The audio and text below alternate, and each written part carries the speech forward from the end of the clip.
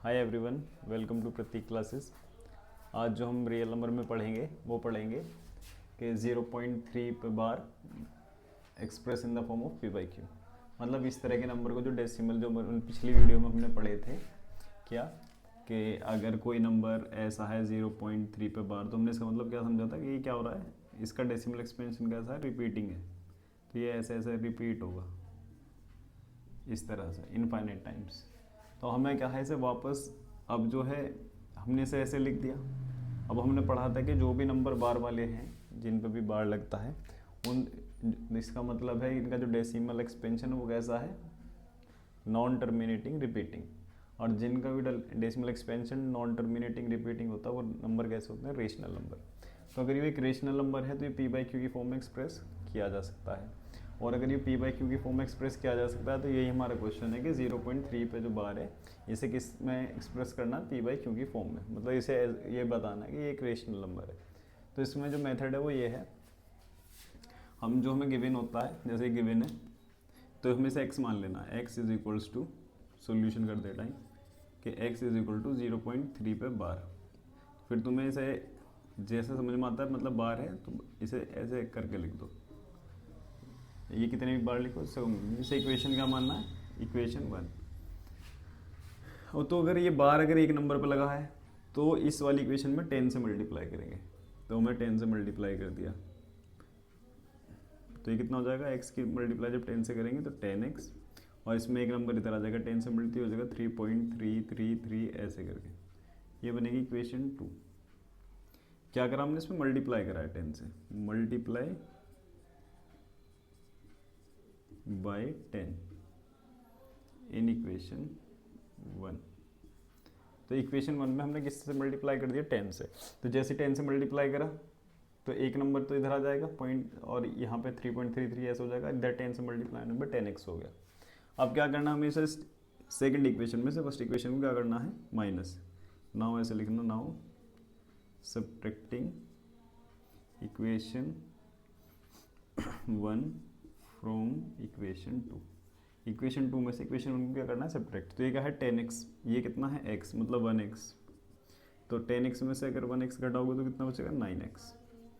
और इधर देखो, ये पॉइंट से पहले क्या है, 0, यहाँ पॉइंट से पहले क्या है, 3। तो 3 में से 0 माइनस करोगे तो कितना आएगा, 3। और पॉइंट के बाद 3 3 3, यहाँ भी 3 3 3, तो यहाँ पॉइंट के बाद क्या बचेगा, 0। तो इसे 0 को लिखते नहीं, इसे हटा दो। तो कैसा हो जाएगा, x इज इक्वल्स टू क्या आ जाएगा, यहाँ से x इज इक्वल्स टू आ जाएगा 3, यहीं 9 डिवाइड में 3/9। तो एक्सप्रेस करने में 3 कितना हो जाएगा, 1/3। तो हमने जो है x किसे मान के चले थे हम इसे, तो इसका मतलब ये होगा जो हमारे x की वैल्यू आई है 1/3, जो किसकी वैल्यू आई है, तो x इज इक्वल टू 0.3 पे जो बार था हमने इसे एक्सप्रेस कर दिया x इज इक्वल टू 1/3 में। ठीक है, तो इस तरह का एक क्वेश्चन और करते हैं जिसमें एक की जगह जो बार है एक से ज़्यादा नंबर पे हो। तो आप इसे नोट करना, उसके बाद हम दूसरा क्वेश्चन करते हैं।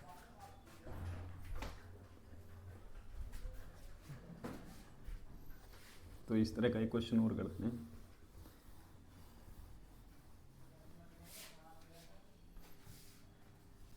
जैसे एक क्वेश्चन है, एक्सप्रेस 1.4 पे bar into the form of P by Q.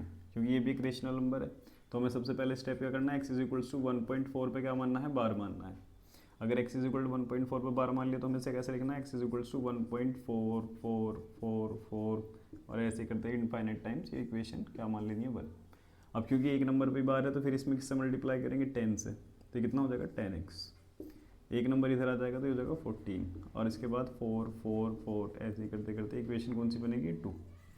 और इक्वेशन 2 में से माइनस किसको करना है, इक्वेशन 1 को। तो 10 में से 1 घटाओगे तो फिर इधर क्या बचेगा, 9x। और इधर पॉइंट से पहले कितना है, 14। इधर पॉइंट से पहले कितना है, 1। तो 14 माइनस 1 करोगे तो कितना बचेगा, 13। पॉइंट के बाद ये भी नंबर सेम है, ये भी सेम है, तो कट के सब 0। तो x की वैल्यू यहाँ से कितनी आ जाएगी, 13/9। ठीक है, तो इस जिन पे एक पे होता है वैसे तुमने 2 करा दी, आप एक खुद इसको ट्राई कर लेना। x इज इक्वल्स टू 0.6 पे बार, इसे आप ट्राई करना इस तरह के क्वेश्चन को। और अब मैं 1-2 क्वेश्चन ऐसे कराता हूँ जिसमें बार एक से ज़्यादा पे हो। तो फिलहाल ये सब रब करता हूँ।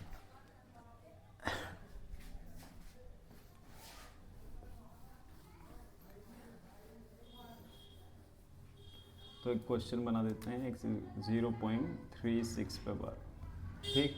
तो अभी क्या है, जो भी नंबर के बिना जिसे भी एक्सप्रेस करना उसे x मान लो और उसे 0.36 पे बार लिख दो। इसके बाद ये जैसे लिखा जाएगा इज इक्वल टू 0.363636 और ऐसे करते हुए इक्वेशन 1, क्योंकि ये कितना था, ये दो नंबर रिपीट होते हैं ना, तो दो दो ऐसे लिख दी रिपीट करके। अब इसमें क्या है कि दो नंबर रिपीट हो रहे हैं तो हमें मल्टीप्लाई करना पड़ेगा 100 से। अगर एक नंबर रिपीट होता है तो 10 से, दो नंबर रिपीट होते हैं तो 100 से, लेकिन जस्ट पॉइंट के बाद वाले नंबर रिपीट होने चाहिए ना, ठीक है ना, पॉइंट के बाद ही। अब ये क्वेश्चन आएगा जिसमें पॉइंट के बाद नहीं रिपीट हो रहा होगा तो हमें ऐसा करना पड़ेगा, पहले पॉइंट के बाद रिपीट लाना पड़ेगा। तो फिलहाल इसमें क्या है, इसमें यह है कि इसमें दो नंबर रिपीट हो रहे हैं। अब इसमें मैं 10 से मल्टीप्लाई कर, मतलब 100 से करूँगा दो नंबर रिपीट, तो मल्टीप्लाई बाय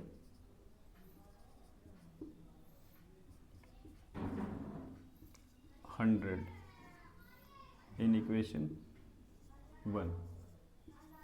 तो जैसे इससे मल्टीप्लाई करोगे तो कितना हो जाएगा, ये 100x और 100 से मल्टीप्लाई करने से दो नंबर इधर आ जाएंगे 36, ऐसे 36, ये तो पॉइंट लग गया था, 36 ऐसे करते गए इक्वेशन कौन सी बनेगी 2। तो वही फिर इक्वेशन 2 में से इक्वेशन 1 को माइनस करना है इसे। तो 100 में से 1 घटाओगे तो कितना बचेगा 99, और 36 से पहले इधर क्या है 0, मतलब पॉइंट से पहले 0, इधर पॉइंट से पहले 36 में से 0 घटाओगे तो 36 बचेगा, और x इज इक्वल्स टू कितना आ जाएगा 36 अपॉन में 99। तो ये 3 से कट होता है तो इसे 3 से कट कर दो, 3 1 3, 3 2 6 और 3 3 9। तो और अभी एक बार और कट कर दो, तो 3 4 12 और 3 से 1, तो 4/11। तो x इज इक्वल्स टू क्या आ गया 4/11।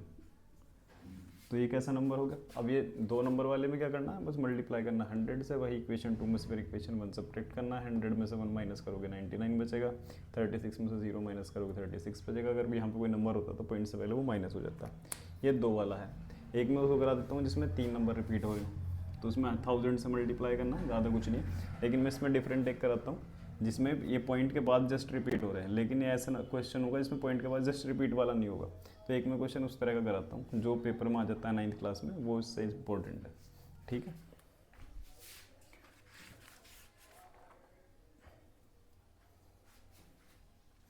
जैसे कि 0.54 पे बार, ये बार सिर्फ 4 पे है, 5 पे नहीं है, ठीक।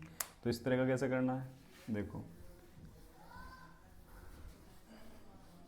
इस तरह का ऐसे करना है।